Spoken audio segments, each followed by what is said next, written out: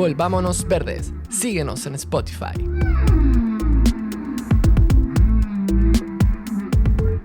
El mayor peligro para nuestro planeta es que perdamos la esperanza. Jane Goodall.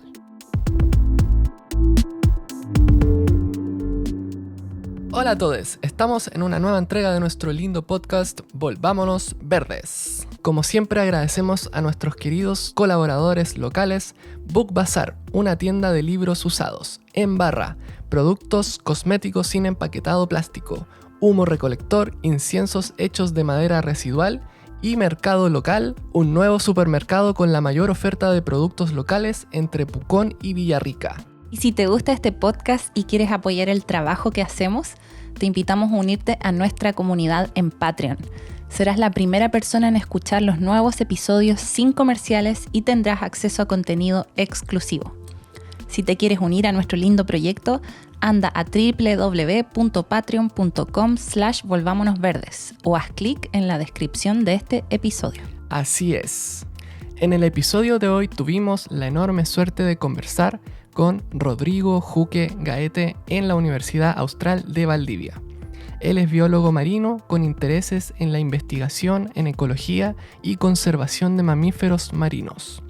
Él es cofundador y presidente del Centro Ballena Azul, una organización dedicada a la investigación y conservación de mamíferos marinos.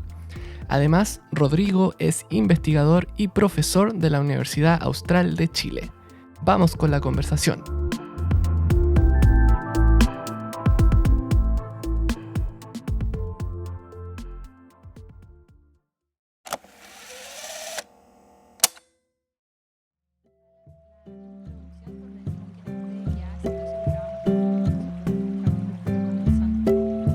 Me imagino que como ya le han hecho entrevistas, ya le han hecho varias veces esta pregunta de sus inicios, de cómo partió todo, cómo se le generó esa pasión por el océano, por las ballenas.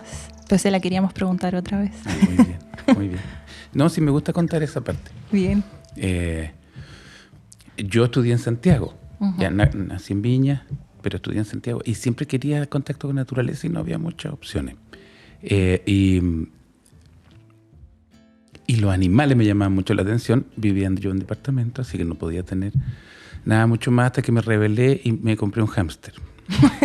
Y eso fue un desastre para mi abuelo, que no le gustaban mucho los ratones. Pero en paralelo, yo miraba las revistas de mi abuelita, que era la National Geographic de la época, y había una foto que me marcó mucho, que es una aleta caudal de una ballena franca y un pequeño zodiac al lado.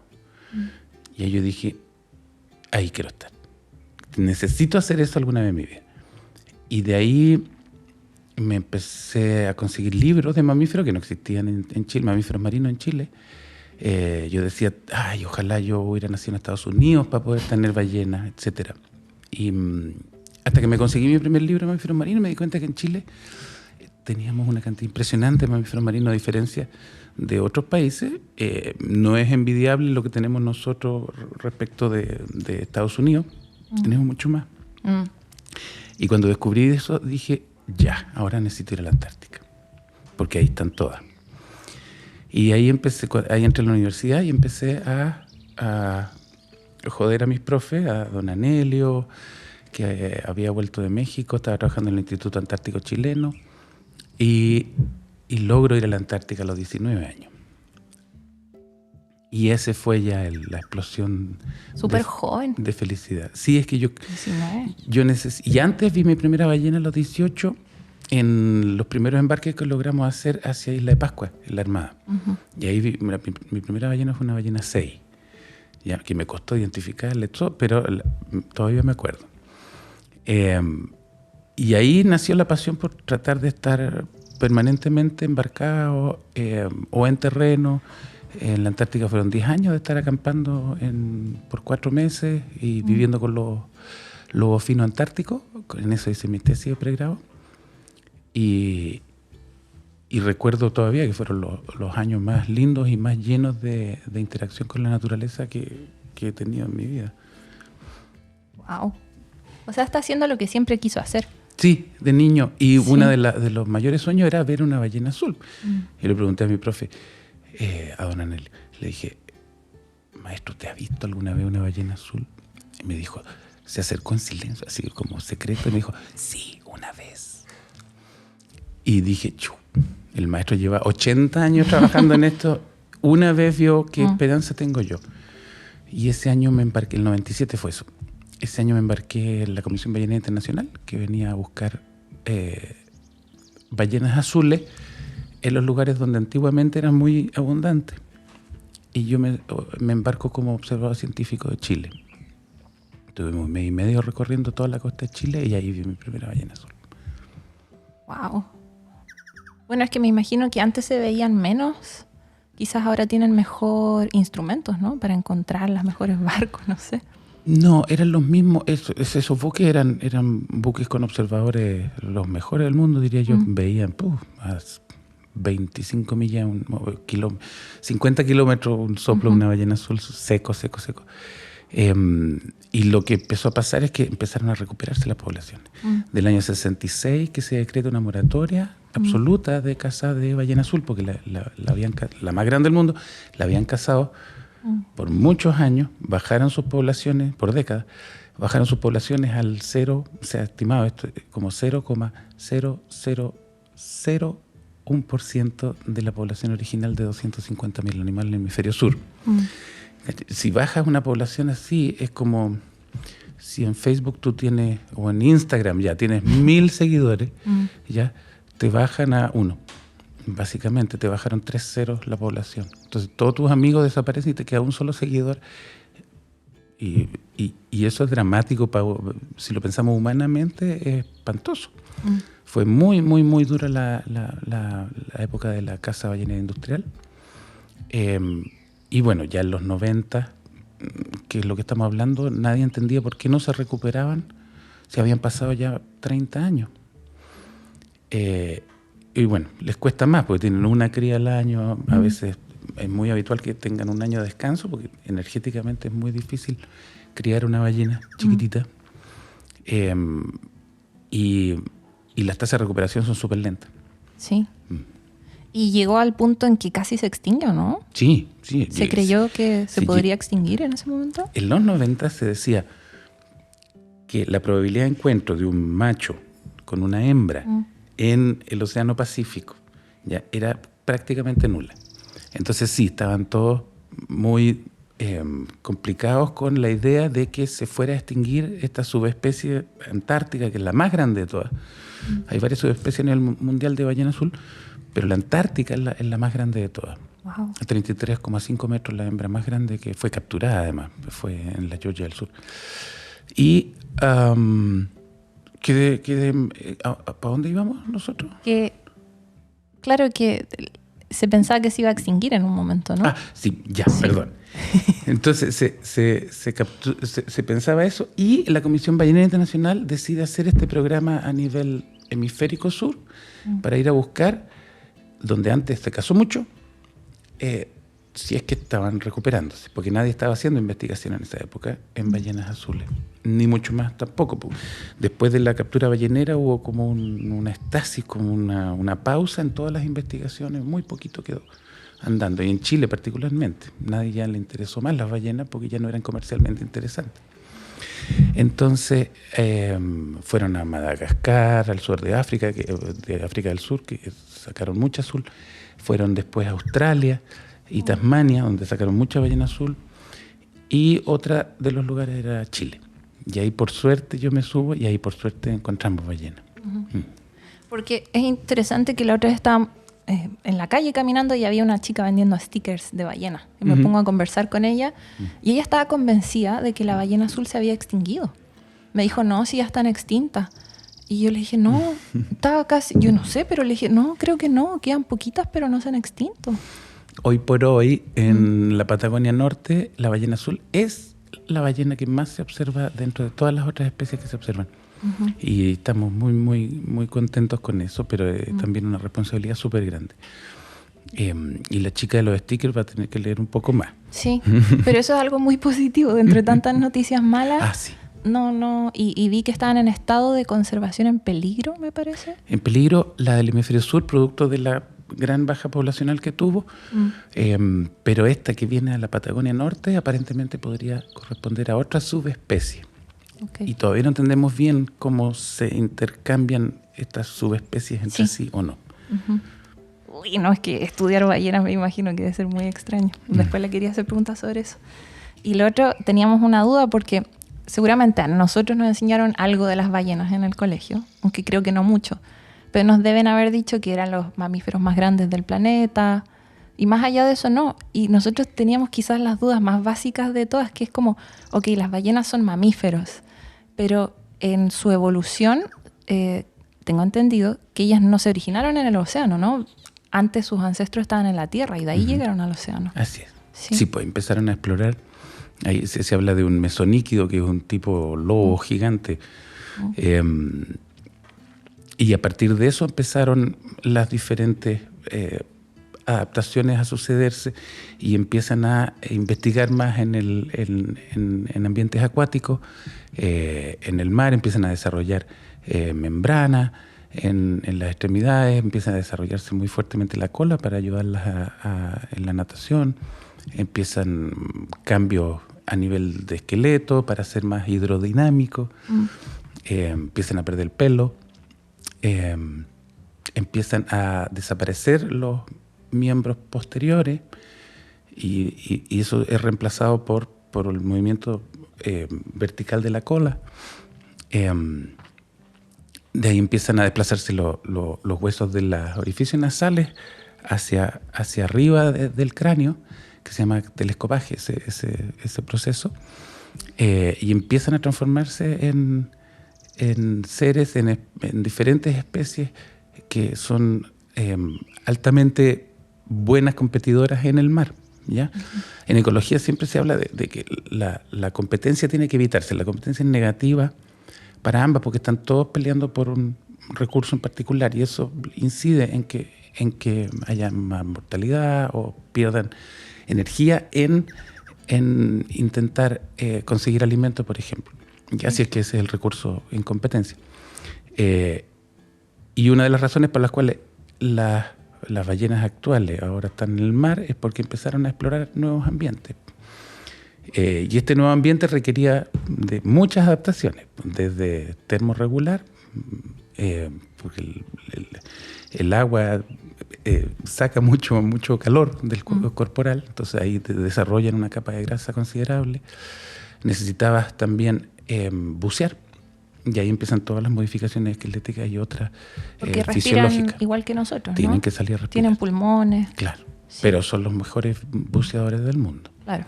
¿Cuánto aguantan sin respirar? Dependiendo de la especie, es una suerte de delfín grande que se llama el sifio de Cuvier. Es una familia de cetáceos bien poco estudiada, justamente porque pasan mucho tiempo bajo el agua y es muy difícil estudiarla.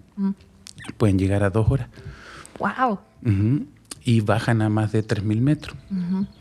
Bajar a 3.000 metros es una locura si no eres un submarino nuclear. Es súper difícil para un individuo, un organismo, bajar a eso con las presiones que hay.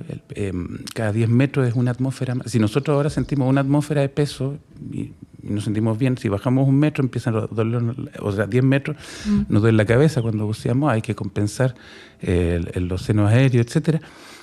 Pero de ahí, bajar a 3.000... colapsan tus pulmones, te reduces tu tamaño completamente, son muchas atmósferas de peso encima tuyo. Y tienen que aguantar esos cambios de presión también, ¿no? Sí. Y no tener lo que se llama el mal del buzo, que es cuando el nitrógeno se va a las extremidades y los buzos que salen muy rápido quedan con problemas para el resto de la vida motriz. Y no se sabe cómo, quizá una pregunta muy difícil, pero ¿cómo llegaron a ser tan grandes? ¿O por qué? Esa es una de las se habla de que esa adaptación de gigantismo. Como un dinosaurio, ¿no? Sí, intenta tener menor superficie expuesta al medio, que es el agua y fría, versus tu volumen. Entonces eres muy grande, pero tu superficie es menor que tu volumen y por tanto pierdes menos energía y cuesta menos que la máquina termorreguladora, o sea, el sistema termorregulador opere adecuadamente. Entonces tienen desde la grasa al sistema circulatorio adaptado para poder enfrentar aguas como Antártica, Claro. o también cuando vas a reproducirte a los trópicos, tampoco morirte de calor, pero tienen todas esas capacidades. Oh, sí, eso no lo había pensado, que si es que van de la Antártica hasta para arriba, para los Ecuador, tienen que aguantar diferencia de temperatura también. Sí. Y me imagino que hay ballenas de todos los tamaños también, ¿no? No todas son tan gigantes. La más chiquitita es la franca pigmea, la ballena franca pigmea, 9 metros, 8, 9 metros. Chiquitita. La minke, 10 metros. Esas son las ballenas de barba más chiquititas. Hasta 33, que es la azul. Ok. Y también están emparentadas con delfines, ¿no? Que son... Claro, son dos grandes líneas, los misticetos y los odontocetos. Los misticetos son las ballenas con barba que filtran su alimento, y los odontocetos son los que tienen dientes y capturan su alimento. Y el exponente más grande es el cachalote, que tiene 19, 20 metros, el macho. La hembra no supera los 13. Y de ahí para abajo los delfines, las orcas son 10 metros también de delfín gigante. Y entre medio están estos sífidos, este grupo de cetáceos con dientes, pero excelentes buceadores. Y todos son cetáceos. Cetáceos. Y de ahí la última, que son las marsopas, que son las más chiquititas. Que tengo mucha curiosidad, perdón que haga tantas preguntas sobre especies y todo eso. Bueno, entonces, otra pregunta que tenía era ¿cuántas especies de ballenas se pueden ver en las costas de Chile?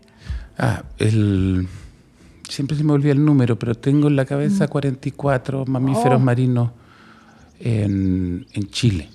Que dentro de esos hay delfines también y... Sí, delfines, marsopas, grandes cetáceos. ¿Orcas también? Sí. Wow. Hace 2 días acá en la costa valdiviana hubo registro de unas orcas en corral. Que no sé por qué no sé si esto no se lo enseñaron en el colegio, pero yo también pensaba que en Chile, no hay nada, no se ve nada, con suerte un delfín. Y no, pues se puede ver todo. Sí. Wow, ok, muy interesante. Falta más que valoricemos las cosas que tenemos en Chile, Sí. en Chile. Sí. Y de ahí empezar a mirar para afuera. Y nunca he visto una ballena, es mi sueño ver una. Entonces, Ahora en corral hay ballenas jorobadas, hace más de un mes comiendo a 20 metros de la costa. ya lo voy a anotar para que vayamos. No, sí voy a ver una sí o sí en algún momento, pero todavía no he podido ver. Y me imagino, también nos imaginamos, pero también sabemos que aparte de su valor, porque son hermosas, ¿no? Su valor intrínseco, también cumplen funciones ecológicas. Sí. Igual que todos los animales, pero deben ser bien importantes, ¿no? Sí, y las ballenas en particular, en las últimas investigaciones están tornándose mucho más importantes de lo que pensábamos. Yo siempre digo, no son solo gorditas y bonitas, sino que además están hoy cumpliendo un rol que fue eliminado, ni nos dimos cuenta cuando las cazamos todas, o una impresionante proporción las cazamos. Eliminamos también un servicio ecosistémico que no sabíamos que nos otorgaban, o varios servicios ecosistémicos que no sabíamos que nos otorgaban, y de repente ahora estamos viendo que hay recuperación de algunas especies y poblaciones, y otras que se mantienen y están como en el límite, ya como el caso del azul. Lo que se ha visto, y nos lleva más de 10, 15 años, estas nuevas hipótesis respecto de los servicios ecosistémicos que entregan la ballena, y están relacionados principalmente con un evento que todos no queremos hablar de, que es cuando van al baño o cuando defecan o orinan, porque los elementos que entregan, uno pensaría ya, una ballena va a defecar, debe salir un gigantesco submarino, pero claro, pero no es eso, es una nube, una nube de feca. Pero lo interesante es que están prácticamente condensando muchos de los micronutrientes más esenciales para que el fitoplancton, que son las plantas del mar, los que producen oxígeno a través de la fotosíntesis, y que cada respiración por medio estamos respirando oxígeno que salió del mar,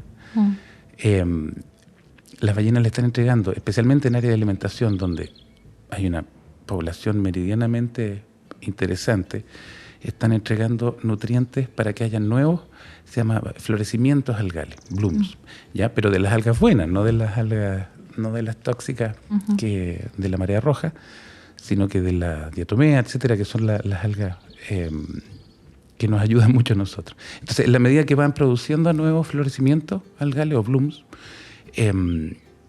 tenemos estos fitoplancteres que nos están ayudando a nosotros a respirar. Es un pequeño detalle, ¿ya? Pero es súper importante eso que a veces ni siquiera nos damos cuenta de los servicios justamente que nos entrega el mar. Entonces la ballena no solo está como un agricultor, ¿ya? Fertilizando, donde después va a comer. La ballena, recordemos, no come fitoplancton, come lo que se come al fitoplancton, que es el krill o los zooplancton o los peces, ya en unos eslabones más arriba en la cadena trófica. Además, se habla de que eso obviamente es importante como una lucha contra el cambio climático. Si tienes más captura de carbono, usted absorbe CO2, libera oxígeno. Entonces, ese fito está ayudándonos a sacar un poco de CO2, un poco harto de la atmósfera.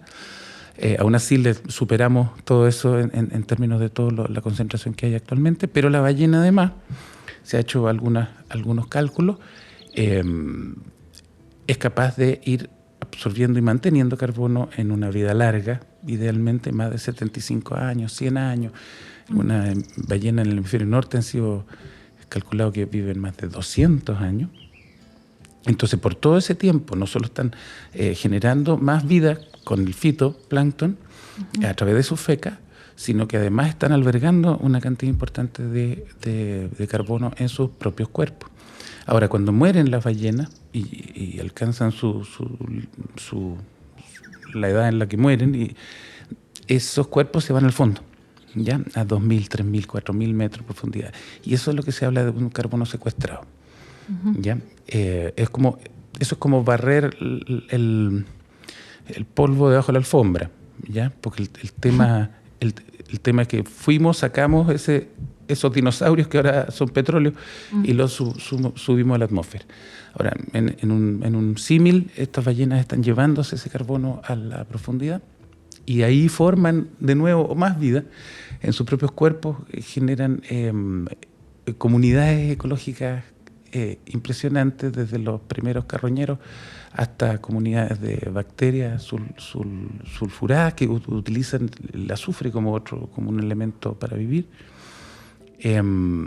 Así que el ciclo de la vida de la azul y de las ballenas, y es un ciclo virtuoso hasta incluso en la muerte. Esas comunidades ecológicas de profundidad llegan a sostenerse por hasta 50 años con un solo cuerpo de una ballena, porque abajo no llega nada mucho, a 3.000, 4.000 metros, son desiertos en ocasiones, y una ballena es un regalo de arriba.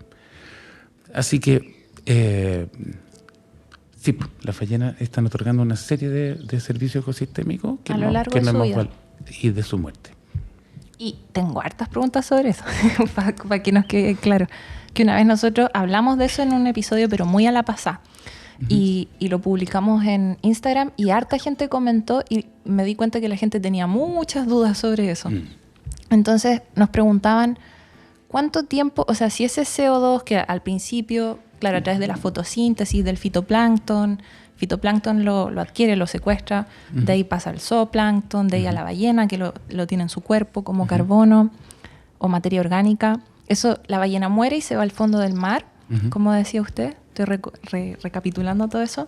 Todo ese CO2 finalmente se va como carbono al fondo del mar, pero después en el proceso de descomposición se vuelve a liberar, ¿no? A 4.000 metros se mantiene ahí, porque ¿Sí? los carroñeros y los que están alimentándose allá abajo, se forma esa comunidad que absorbe todo eso y se mantiene ahí. No hay migratorios en columna de agua a 4.000 metros. Lo único serían los sífidos o los cachalotes, que podrían llegar a 2.000, 3.000 metros también. Pero eso están comiendo calamares. Eso es otro de los eslabones dentro de la trama trófica. Y ahí el cachalote va a defecar en superficie y de ahí va a ir a buscar otro calamar gigante. Ok. Entonces se podría decir que queda en el fondo del mar, simplemente, secuestrado. Claro. Mientras no pongas minería submarina a levantar eso. Claro. Mientras uno no vaya a remover todo eso y a levantarlo. Sí. Qué interesante. O sea, contribuyen al gran secuestro de carbono, ¿no? De CO2.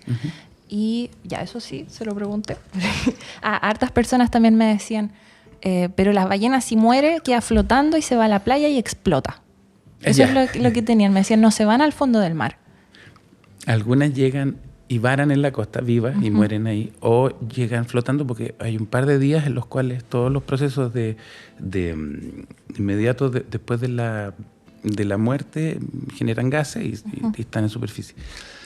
Lo que como están tan aisladas del medio, con esa capa de grasa, realmente se transforman en un horno interno todo el proceso de descomposición y empiezan a generar una cantidad de gases impresionante. Y ahí se inflan los pliegues oculares y parece una boya gigante lo que está flotando. Efectivamente, finalmente encuentran un hoyito y explotan en ocasiones por la cantidad de presión que hay. Pero ahí se van a profundidad. Okay. Llegan las menos a la costa a varar ahí. Y ahí hay otro tema de lo de las ballenas explosivas que se hizo famoso como en los 70, 80, que varó una ballena jorobada y los norteamericanos decidieron que no fuera un caso problemático para la salud humana por producto de la cantidad de cuerpos en descomposición que había en la playa. Así que no se les ocurrió nada mejor que poner dinamita adentro. Y obviamente no pusieron un cartucho, pusieron una tonelada de dinamita, no sé cuánto pusieron, pero pusieron mucho y la hicieron volar para poder manejar, trabajar con los pedazos más pequeños. Y eso fue grabado en la tele, pero los pedazos eran tan grandes, producto de la explosión, que rompieron todos los autos que había en un estacionamiento a 100 metros de la ballena explosiva. Y ahí quedó el concepto. Además de que se ha visto otras veces como un geyser que sale de algún hoyito que quedó finalmente luego de la descomposición y el proceso y se ve como explotando, claro. Pero eso inmediatamente al fondo. La gran mayoría bajan al fondo del mar, sí, ¿no? Sí. Ya. Sí, es que yo tuve que investigar eso porque me quedó la duda. Claro, como tanta gente ha visto imágenes de ballenas varas, pensaban que todas quedaban varas, pero no es así. No. Okay. Y lo otro es que habíamos leído que les decían los árboles del mar por esto mismo. Lo compartimos y la gente nos decía, pero ¿cómo estás diciendo que hacen fotosíntesis? No, pues las ballenas no hacen fotosíntesis. Las ballenas comen otros organismos que se comen a otros que hacen propician fotosíntesis. Que se desarrolle más fotosíntesis, albergan mucho carbono. Se han hecho comparaciones. Una ballena era como un equivalente a... no me acuerdo la cifra, pero... Siendo conservativo, imaginemos 10 hectáreas de bosque. Conservativo, porque tengo la impresión que son 100 hectáreas de bosque. Pero es equivalente al rol que cumpliría esas hectáreas de bosque la vida de una ballena en 75 años. Son mucho más eficientes que un propio árbol. Mira. Y por o lo 10 tanto, hectáreas de árboles para ese propósito. Claro, por eso se hace la comparación. Pero no es que sean árboles, ¿no? No. En Instagram uno entra en discusiones muy tontas. No, pero en términos de biomasa, o sea, el carbono en tierra está albergado en los árboles, ¿ya? Claro. Porque tienen muchos años y también, en el caso de los árboles, miles de años. Y ahí tienes carbono estructurado ahí. En los muebles también hay carbono estructural ahí sostenido. Si quemas eso, ahí lo liberas a la atmósfera. Pero en el caso marino, las ballenas son efectivamente, en términos de biomasa, los que están manteniendo por al menos 100 años el carbono en un animal vivo. Ya si eso lo multiplica por toda la cantidad de ballenas que hay o de peces, también todos los organismos más grandes. Claro. ¿Y por qué es tan grande? Es que tiene una contribución tan grande. Sí. Y contribuye entonces a la lucha contra el cambio climático, ¿no? Así es. En términos bien simples. O sea, si conservamos a las ballenas, estamos ayudando a luchar contra el cambio climático. Sí. Y ayudamos también a la recuperación de las pesquerías. Eso salió un trabajo que, producto de que explotamos el cachalote y la ballena azul tan fuertemente, las pesquerías habían declinado y nadie se había dado cuenta del por qué. Quizás no era tanto que se sacó mucho, o sea, se saca hoy muchas pesquerías, pero si se hubieran mantenido las poblaciones de ballenas, probablemente hubiera dado más peces para capturar y alimentarse que lo que ocurrió al extirpar a las ballenas y su rol ecológico. ¿Y por qué tiene esa influencia en la cantidad de peces? Porque al momento que tú estás fomentando que haya más productividad primaria, estás fomentando que haya más productividad secundaria. En el caso de los que se comen el fitoplancton, el zooplancton. Si hay más zooplancton, vas a tener más peces porque van a comer más. Y así vas a ir aportando. ¿Ya? Pero matamos el eslabón que refertilizaba la capa fótica, que es la zona de la luz donde hay fotosíntesis, donde está el fitoplancton concentrado, y ni nos dimos cuenta. Claro. O sea, desequilibramos todas esas cadenas de conexiones. Así es. Y espero que en la medida que se recuperen las poblaciones podamos recuperar ese rol fundamental y esa capacidad de mitigación del cambio climático. Y al mismo tiempo estábamos sobreexplotando todas las poblaciones de peces, no solo las ballenas, distintas especies marinas. Exacto.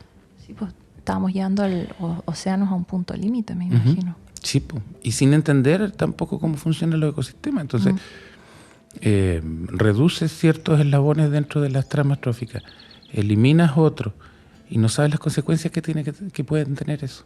Claro. Y eso es lo delicado. Y, como me dio a entender, influye hasta en el oxígeno que respiramos finalmente. Además. Sí. Hay que tener bien claro todo eso.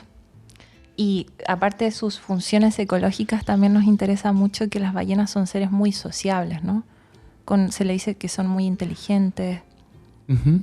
Eso también se estudia, me imagino, las relaciones que hay entre ellas. Sí, pero hay diferentes estrategias según diferentes especies. Por ejemplo, las azules tienden a ser consideradas más solitarias, a pesar de que nosotros hemos estado rodeados de 40 ballenas azules, como requieren entre 2 a 8 toneladas de alimento por día, tienden a ir alimentándose más separadamente.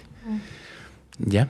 ¿Por qué? Para evitar competencia. Es como tener un asado y llegan 60 personas y habían 2 salchichas. Entonces hay que separarse, ir al otro asado del lado e ir a comer allá.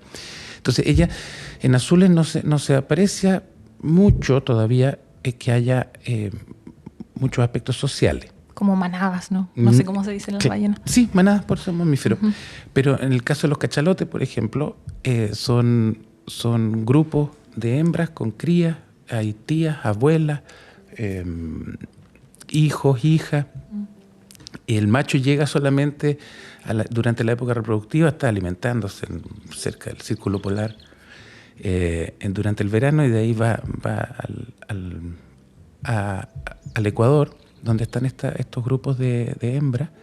En la costa de Chile están, aquí mismo, afuera, en el talud de la plataforma, hay agregaciones de estos cachalotes. Y se habla que estos sí son grupos matrilineales, están liderados por una hembra. Cuando la hembra que tiene una cría va a profundidad a 1.500, 2.000 metros a alimentarse, las tías y las abuelas se quedan cuidando al niño o a la niña en superficie del ataque de orcas o de otras cosas, tienen formaciones. Es decir, en esa situación y todo lo que van aprendiendo y lo que están, entregando como información, se habla de que ellas tienen cultura. ¿Ya? Y lo mismo con las orcas, también son súper sociales. Los delfines son particularmente muy sociales. ¿Ya? Las ballenas no tanto, las grandes ballenas no tanto. En el caso de las jorobadas hay interacciones interesantes, ya que son reproductoras costeras. Hay grupos de machos, se pelean por la hembra, etcétera. Hasta ahí, por ahí llega, pero en términos de cooperación, colaboración y aspectos culturales interesantes de transmisión de información, horizontal o vertical. Horizontal es si tú me copias a mí lo que yo estoy haciendo, yo estoy siendo exitoso en tomar café y tú empiezas aprendes a tomar café bien, tú vas a seguir eso y otra persona te va a copiar. Y el traspaso de información vertical es cuando tú le enseñas algo importante a tu hijo, a tu hija. Yo tengo una hija. Y ese evento de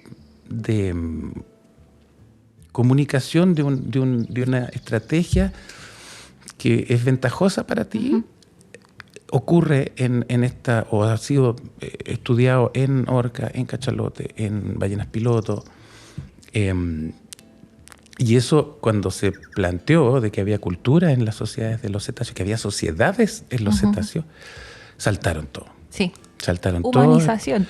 Dijeron, claro, pero ¿cómo? Si esto solamente en los humanos se puede. Los antropólogos estaban indignados. Sí. ¿Ya?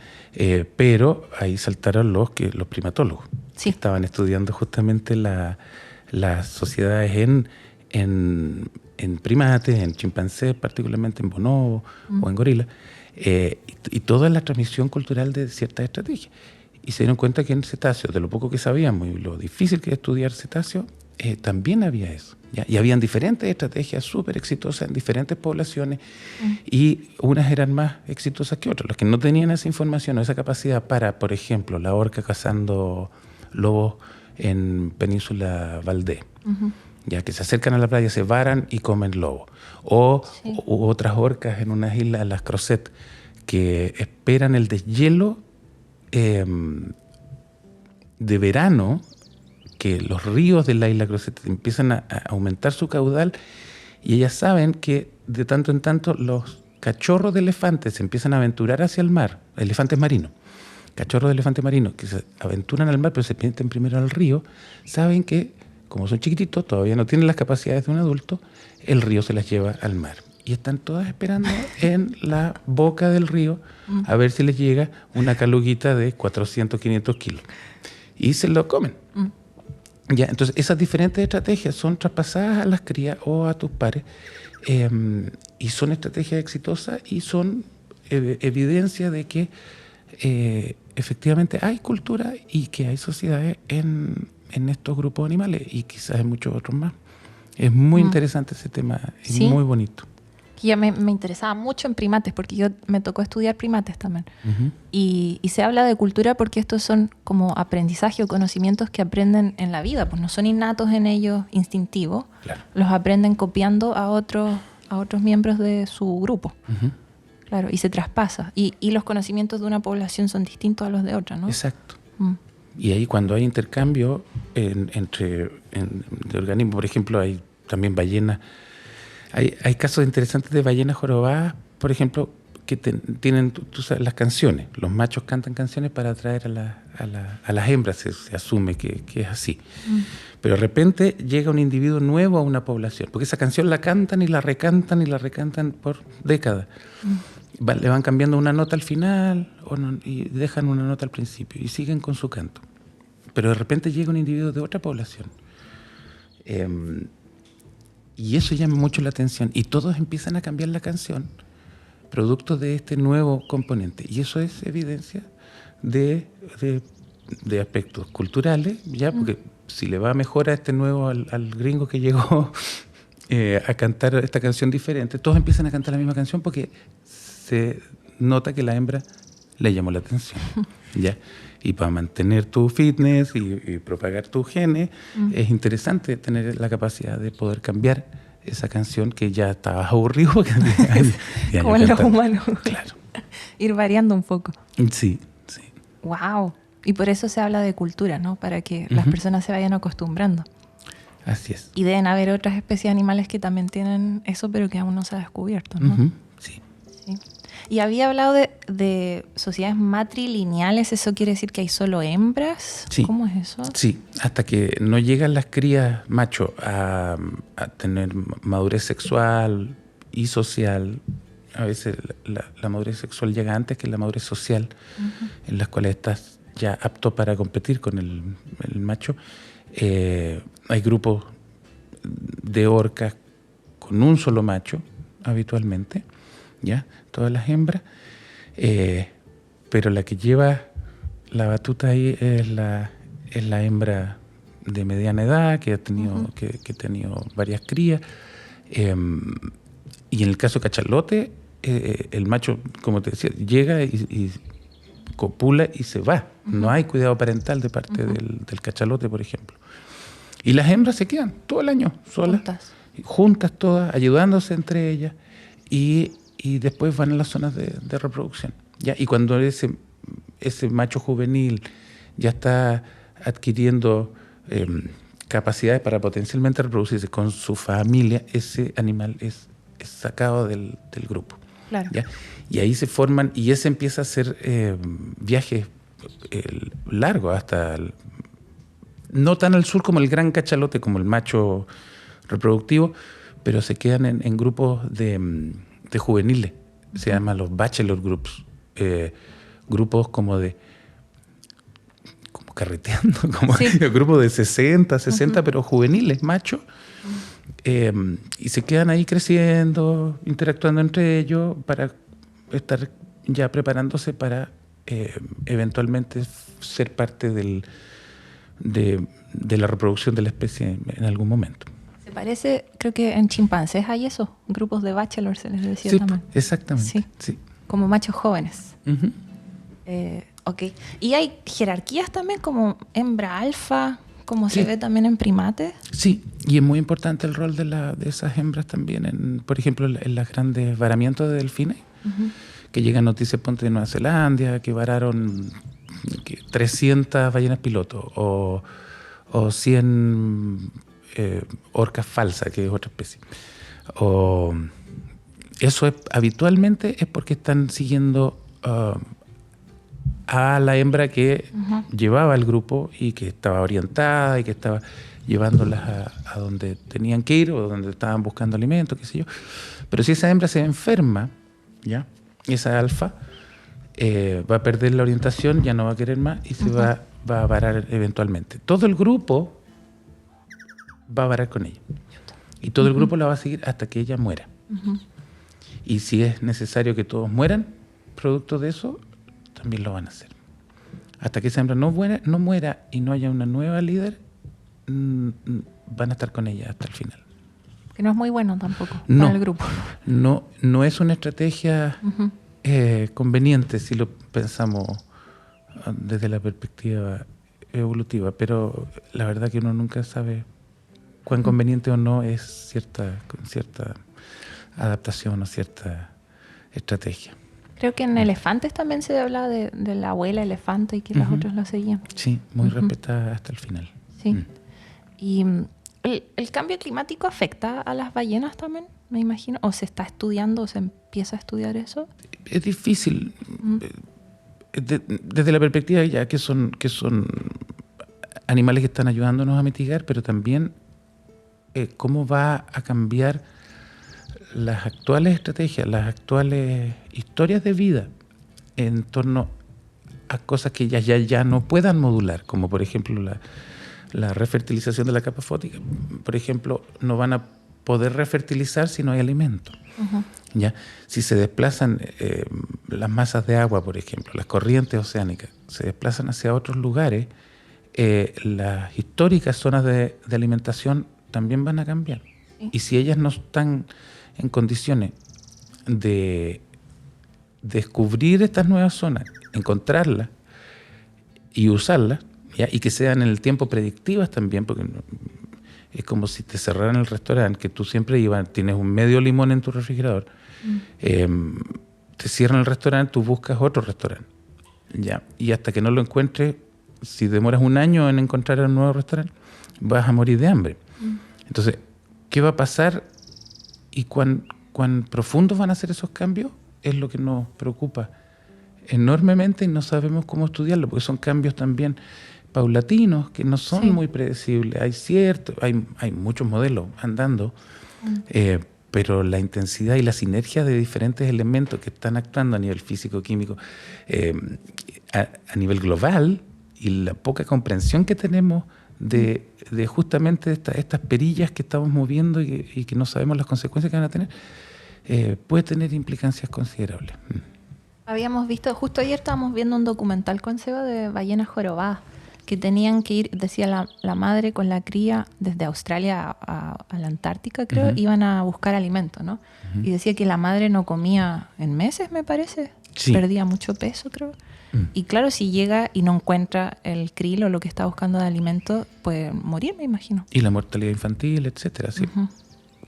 La hembra de joroba, y estas costeras que sabemos más, la ballena franca, por ejemplo, migra muy costeramente, muy cerca de la costa con la cría, y la va llevando hacia la Antártica, pero ese es el proceso de aprendizaje, que no dura más de 6 meses. Es poquito, el destete que es el cuidado maternal que hay, porque no hay paternal en el caso de las ballenas, dura 6 meses nomás. Es poco Es para súper todo lo poco. que viven. La ballena azul es súper poco. A los 6 meses la mamá le dice, hasta luego, mijita, que le vaya muy bien. Ubíquese sola en el gran océano. Sí, sí. Wow. Y en esos 6 meses tiene que aprender a dónde fue a comer originalmente y dónde se fue a reproducir. ¿Cómo se orientan las ballenas? Hay hipótesis de... ¿No se sabe también? Hay hipótesis, ya una de navegación celestial, que es un poco complejo porque no tienen buena visión Con las estrellas. Sí, pero más se habla de magnetismo y que son capaces ellas de detectar campos magnéticos para ubicarse y para llegar a los lugares donde tienen que ir. Y también estaba el magnetismo. Y lo otro era... y tienen el desarrollo aparente de un órgano que se llama el órgano vómero nasal, que es como si fueran probando el agua. ¿Ya? Como las aves que detectan ciertos componentes volátiles y los ayudan a llegar a zonas súper productivas. En el caso de las ballenas, como que van probando el agua. Pero recién se descubrió esto hace no más de 10 años, que tenían este órgano que no se sabía para qué. Se propone que podría ser para... probar el agua y ver dónde están las zonas de más productividad. Debe haber muchas cosas que uno se saben de ellas, ¿no? Muchísimo.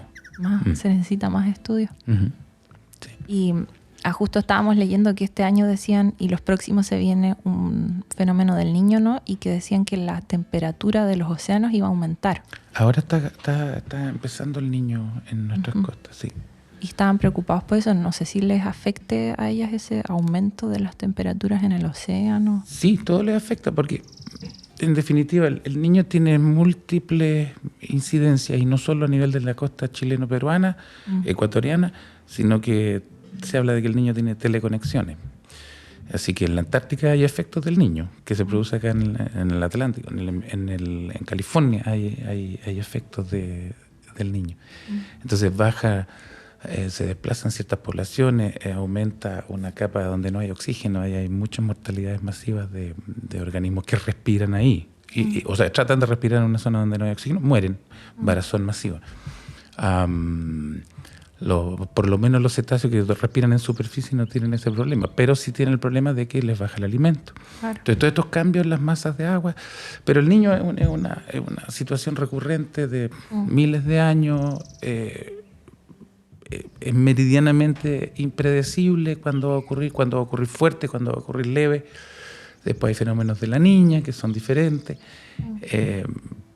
pero las consecuencias, si uno se preguntara cuántos van a morir o cuántos... No, imposible saber qué es lo que va a pasar. Y no solo ahora con esto del Niño que viene, sino que estamos ante un evento de esta influenza aviar, Sí. Y que ahora se está traspasando a mamíferos marinos. ¿Ese es un virus? Sí. ¿Y de dónde viene? No sabe. De las aves. El origen es influenza aviar. ¿Te acuerdas cuando tuvimos la fiebre porcina, cuestiones por el estilo?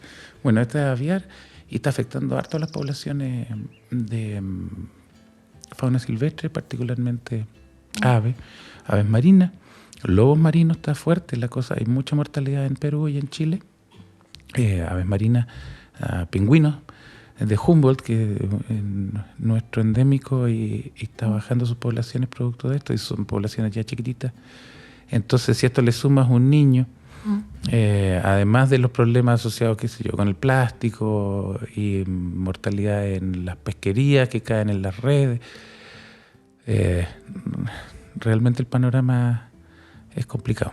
Uno se empieza a volver medio pesimista cuando ve todo eso. Sí. Y eso es lo que vimos, que había un video en YouTube en que usted daba una clase, creo que a un colegio, y les hablaba de todas estas amenazas a las ballenas, hablaba especialmente del choque con barcos. Sí. ¿Eso es lo que más las amenaza? Hoy por hoy es una de las amenazas que menos entendemos, que menos conocemos cuánto es la incidencia que tienen sobre las poblaciones de ballenas, pero es la que las mata. ¿Ya? Puedes tener falta de alimento, nosotros cuando estamos haciendo la expedición encontramos ballenas flacas, les vemos los procesos dorsales de la columna, se ven flacas. Ya, es decir, ese animal no está encontrando alimento y va a tener que quedarse más tiempo buscando y encontrando. Pero puedes recuperarte de eso. Pero de un choque de una embarcación de 100, 200, 300 metros a 20 nudos mueren. Ya en el peor de los casos, y en el mejor de los casos quedan muy, muy, muy, muy afectadas con una herida muy grande que quizás no se recupere. Y por la cantidad y el incremento del tráfico marítimo se ve complicado en virtud de que no tenemos ¿cómo se llama? Medidas efectivas para reducir esa mortalidad. ¿Ya? Hoy el choque con embarcaciones no es el símil de lo que fue la industria ballenera, pero sí es lo que está matando más fuertemente a las ballenas hoy por hoy. Y no tenemos cifras. No sabemos cuántas mueren qué sé yo, con los grandes cargueros transpacíficos o transatlánticos. Porque algunas se hunden, ¿no? No llegan todas varadas a la costa. La gran mayoría se hunde y la gran mayoría no es reportada. Y la gran mayoría ni siquiera se dan cuenta que chocaron una ballena. Una vez vi una discusión sobre esto, no sé, en Instagram, y alguien hizo una pregunta que me pareció buena en el momento. Decía, ¿por qué la ballena, si ve que se va acercando un barco, por qué no se corre? Como que eso es lo que uno piensa, ¿no? Sí, es que a pesar de que son sumamente ruidosos los buques cargueros, los petroleros, que tienen motores gigantescos para poder alcanzar 20 nudos. 20 nudos son como 40 kilómetros por hora. Y llegar eso en el mar es harto, especialmente por una embarcación gigante. Pero el problema con esos motores es que generas una nube de ruido, ¿ya? Y la visión de las ballenas no es la mejor, usan otro sentido. Y justo en la proa de una embarcación hay una emisión cero de sonido, ¿ya? Está toda la nube, especialmente en popa, está fuertísima los sonidos, no solo de los motores, de las hélices y la cavitación, que son burbujas que explotan producto de la fuerza que están rotando las aspas. Así que la ballena no sabe para dónde ir, no sabe de dónde viene esto, y muchas mueren producto de eso. ¿Ya? Wow. Y vi ese artículo que habían publicado ustedes donde mostraban la costa chilena cerca de Chiloé, ¿no? Que mostraban cómo la cantidad de barcos que se movían por todos lados era como una red, era como una carretera, y entre medio una ballena que trataba de esquivarlo. Y ella se iba alimentando también. Ella estaba tratando de buscar alimentos, esa ballena fue marcada con un transmisor satelital y pudimos registrar sus movimientos. Cuando lo hicimos no teníamos idea que íbamos a tener acceso a la información del tráfico marítimo de la zona. Así que solo veíamos una ballena que se movía de acá para allá y de repente se quedaba en un cierto lugar y asumíamos que estaba alimentándose. Después se desplazaba hacia otro lugar. Todo esto en el Golfo Ancud, en una semana. Y de ahí liberaron los datos gratis del tráfico marítimo y los sobrepusimos. ¿Ya? Y quedamos impactados. Sí. Y así como nosotros quedamos impactados, también el resto del mundo quedó impactado, se hizo viral ese. Y el paper que publicamos, que era el trabajo científico propiamente tal. Esto es lo que ese video que hicimos con Luis Bedriñana era como un acompañamiento, que era como un... Sí. Y mire realmente cómo se ve, porque en un paper no podéis poner una animación de esa índole. Y eso hizo que se transformara en viral y fue súper interesante ese proceso, que realmente de un paper que muy poca gente, aparte de mi mamá, va a tratar de leer, ¿ya? El poder haber llamado la atención con un video interesante, juntando 2 bases de datos y mostrando cómo era la vida de una ballena en una semana. Imagínate eso, una semana, el resto del año cómo será. Cuando va migrando y te pasa un buque de 300 toneladas, de 300 metros del Lora al lado. o las veces que tuviste que casi que te chocaron y por suerte no te agarró perpendicular a la proa. Y así todos los eventos, tú me decías cómo se ubican, cómo se orientan, cómo encuentran alimentos. Son animales fantásticos. Nosotros somos un desastre, no sabemos hacer nada sin el celular, sin un GPS, sin ropa, Sí. sin un traje seco, una máscara, un tanque de oxígeno. Todo Claro. eso lo tienen ellas. Por eso son maravillosos los mamíferos marinos. Incorporado ya en su propio cuerpo. Todos son superhéroes, son los vengadores. Autosuficiente total. Sí. ¿Y qué se puede hacer para evitar esos choques? ¿Simplemente tienen que haber menos barcos? ¿Haber un límite máximo? Hay elementos que se pueden incorporar y que no requieren de tantas complicaciones. Obviamente, si tú dices, ya, no hay más barcos, listo ya, pero ¿cómo entonces transportamos las cosas? ¿Cómo Claro. me traen mis cuestiones de Chile, de AliExpress? O cuestiones así. El comercio mundial depende mucho de los barcos. Ya, pero hay medidas, por ejemplo, en determinados lugares que sabemos que son importantes para ballenas, por ejemplo, en zona de reproducción o zona de alimentación. En esa zona, en determinada época del año, además estacional, no están siempre haciendo eso en tal lugar. En esos lugares uno puede decir, ok, aquí me baja la velocidad a 10 nudos, la mitad. Con eso se reduce el 90% la probabilidad de choque con o la capacidad que tenga una ballena de escapar y de detectar de dónde viene el gran barco. ¿Ya? Entonces me baja acá. Evita pasar por acá, porque acá es la zona reproductiva, porque acá justo están comiendo todas. Claro, correrse un poquito para el lado. Claro, lo que necesitamos más fuerza y más rapidez es en conocer cuáles son esos lugares y cuán dinámicos son, porque también en el mar todo cambia, siempre. Entonces tenemos que tener esa capacidad. Así que puedes navegar más lento, puedes no navegar de noche y tener observadores durante el día que si ven ballenas, reduzcan la velocidad. Y ahí, mientras se desarrolla alguna innovación tecnológica que permita detectar una ballena en la proa, bajar velocidad y desplazarse hacia otro lado, reduciendo eso. Pero eso todavía no lo tenemos. No hay ecosonda que permita detectar una ballena a una distancia suficiente para que una embarcación pueda evitarla. Había algo que se llamaba el Blue Boat Initiative, ¿no? Que era como una boya. Es una boya, claro. Eso está inspirado en lo que se hizo, por ejemplo, es un área marina protegida cerca de Boston, en Estados Unidos, el Stellwagen Bank, que tiene una red de hidrófono. ¿Ya? Y con la red de hidrófono, con una red, tú puedes triangular de dónde viene el sonido. Y cuando triangulas, puedes decirle a los barcos, aquí hay una ballena. ¿Ya? En este caso, o sea, no me corresponde a mí hablar del Blue Boat, pero era una idea, o es una idea, que de tener una boya con un hidrófono detectando automáticamente si es que reconoce algún sonido que fuera atribuible a ballena y eso lo emitiera a estaciones de tierra y permitiese dar una alerta a los navegantes de la zona. Pero para eso necesitas tener una red completa, ¿ya? Mucho para poder triangular. Hay otros elementos que también se pueden decir de qué dirección vienen, etcétera.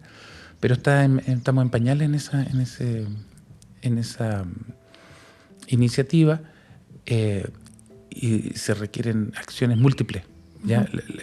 Una iniciativa no va a ser exitosa en reducir todo. Hay que atacar por todos lados. Y muchos de esos barcos eran de la industria salmonera, ¿no? Había visto también. En la animación que hicimos de la sobreposición con el tránsito de esta ballena,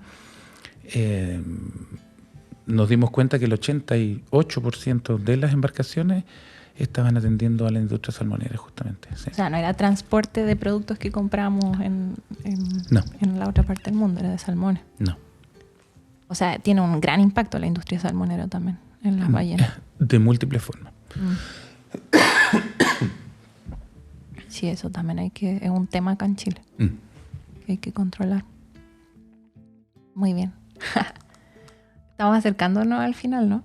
Pero lo que quería preguntarle quizás para el final era si usted estaba optimista o pesimista. En este caso sobre las ballenas, que cree que las poblaciones están mejorando, se pueden recuperar. No, siempre optimista, si no, mejor me quedo en la cama durmiendo. Yo pensaba, los astrónomos, cómo se levantan en la mañana sabiendo que todo esto o sea, el sol se va a comer la tierra. Es espantoso pensar así. Así que por eso no pienso así y por eso no soy astrónomo, pero es muy interesante. Pero en cualquier situación yo me levanto todos los días optimista de que vamos a cambiar las cosas, que la gente va a entender las cosas importantes que tenemos, las capacidades que tenemos como humanos para hacer cosas. Y bueno, este mismo conversación, que ojalá la escuche mucha gente y les haga un clic de algo, es un granito de arena más. En la medida que todos vayamos entendiendo mejor cómo funcionan las cosas y de qué forma podemos nosotros brillar como un aporte a que sí podemos cambiar las cosas, va a ser fantástico. Hay muchos queridos millennials que tratan de trabajar un poquito e irse de vacaciones. Es fantástico, me encanta el concepto. Pero aportemos.